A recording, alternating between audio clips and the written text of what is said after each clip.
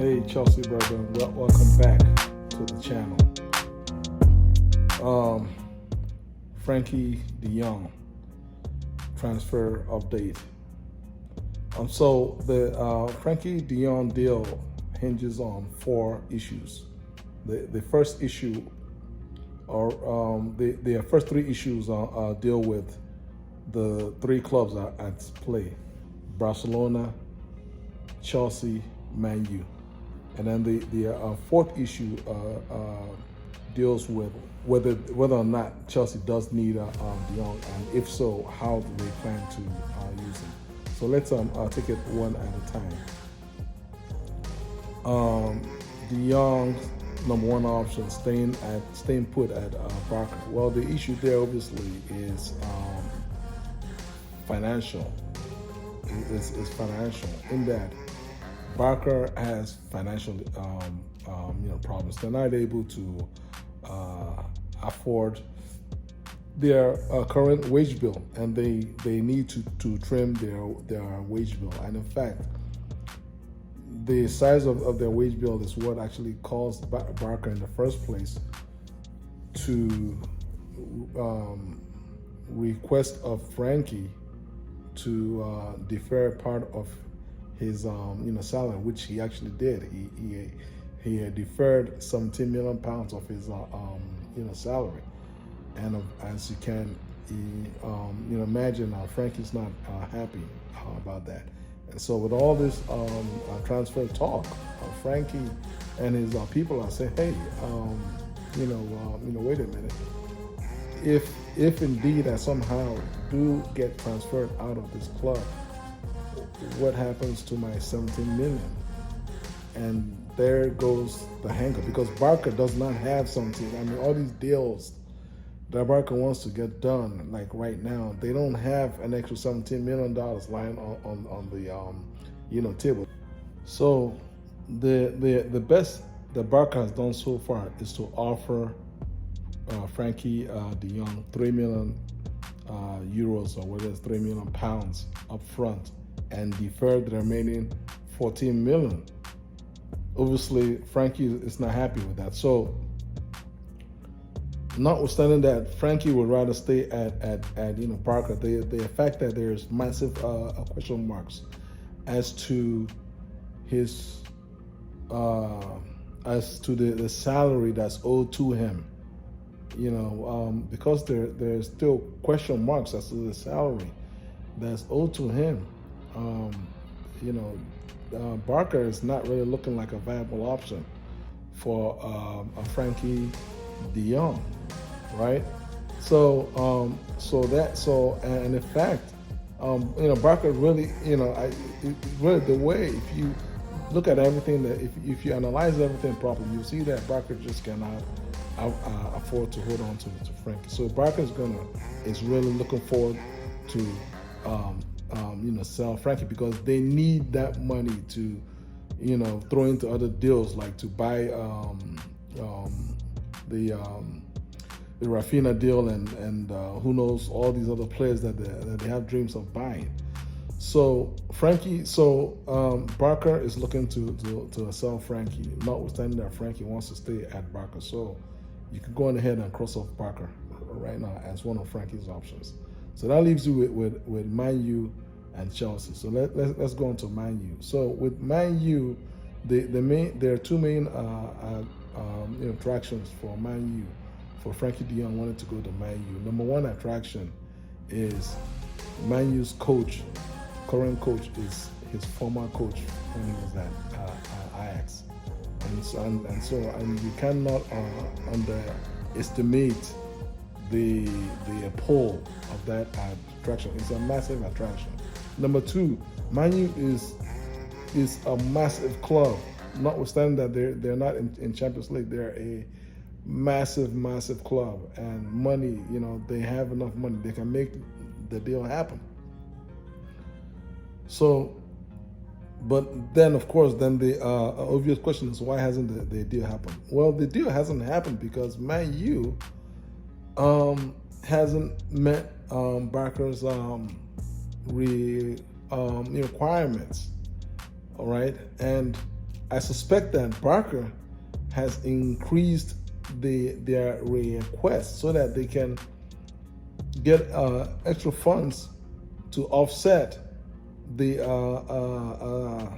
deferred salaries that they owe Frenkie de Jong. So in one fell swoop, they can kill two birds with one stone. They can get money, and then they can get money that they can use to take care of other transfer interests. Then they can take care of them of their debt that they owe to Frenkie de Jong, and of course, the last consideration is that they get to reduce their wage bill. Okay, so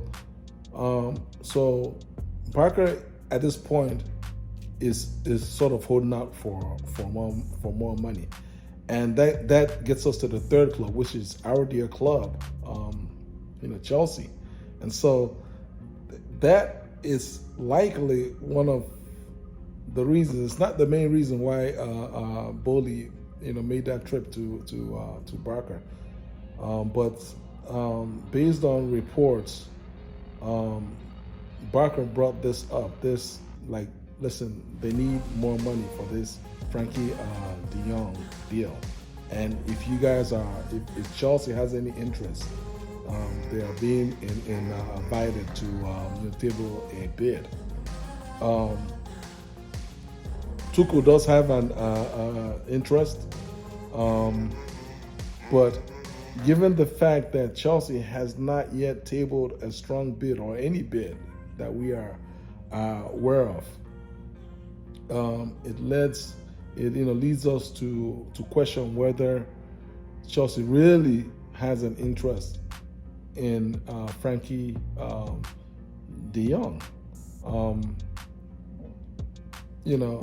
Also you want to keep in mind that as a club or as any entity, you don't want to waste your time chasing after a target whose heart is set somewhere else. So if a target has little to no interest in coming onto you, it's at a point it's beyond the issue of money, right? So that is likely why we haven't heard much on the Frenkie de Jong to Chelsea transfer updates. So then I guess then that leads us to the fourth issue, which is the issue that I'm coming up with, is how necessary is Frenkie de Jong for Chelsea right now, and how does he fit in? So as of right now, Frenkie would fit in where Jorginho currently plays. That is likely. If, let's say, somehow Frenkie de Jong ended up at Chelsea, that is where I see him fitting in, is where Jorginho currently plays, as a sort of deep-lying play maker, not necessarily an old-fashioned disrupting defensive midfielder. He's more playmaker that plays from deep, will pretty much do all of the good stuff that Jorginho does in terms of helping their team to maintain its shape, to maintain possession of the ball, but with the added benefit of giving us better passing from deep, much better than what we currently get from Jorginho, and hopefully a little more physical, a little more athletic than Georgie.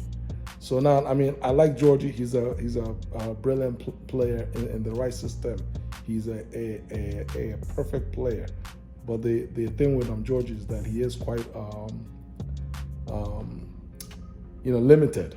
Things have to fall into place. The team has to be arranged in a compact nature, and so on and so forth.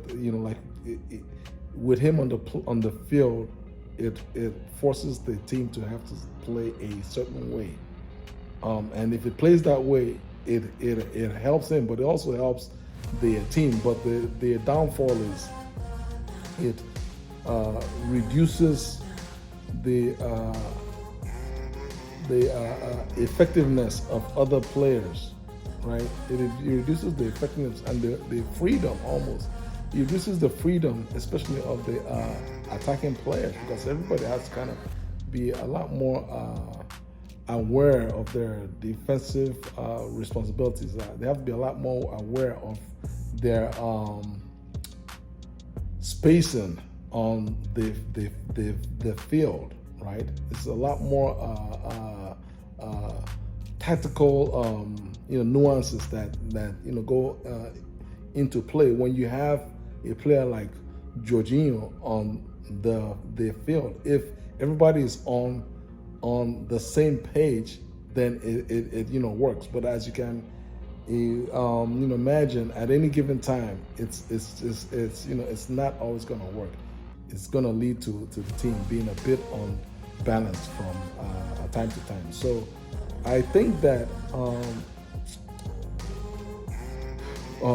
at some point in time, the Jorginho question is going to have to be addressed, right? It's going to have to be addressed, and I'm not saying that this Frenkie de Jong transfer links is going to address it, but it will be addressed at some point in time. So, but anyway, again, how do you guys feel about the Frenkie de Jong to Chelsea links? Do you see this happening? Is this a pipe dream? Do we need Frenkie? Do we need Jorginho? Yeah, just whatever. Leave your comments down in the links and let us know how you feel. Take care. Peace.